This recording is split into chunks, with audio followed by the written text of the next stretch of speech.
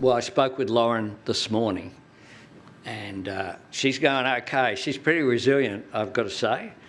But that footage was horrific. That was the footage of an Australian journalist doing what journalists do at their very best, which is to go into an environment that's not comfortable, but where in LA it is not unreasonable to think that she would not have been targeted with a rubber bullet.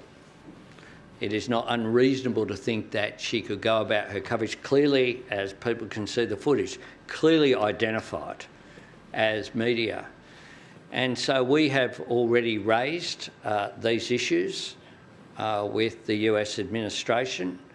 We don't find it acceptable that it occurred, and we think the role of the media is particularly important.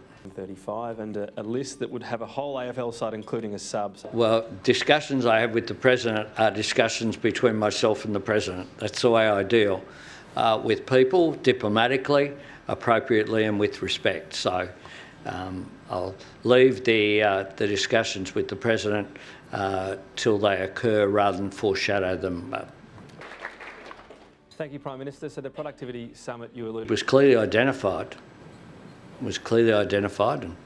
And there was no ambiguity. She wasn't wearing a trackie. She was wearing a helmet, and something identified her as media. And it is not acceptable that a journalist, and I say this here at the National Press Club, from time to time I will have disagreements with journalists. That won't shock you. Sometimes even with Sky journalists.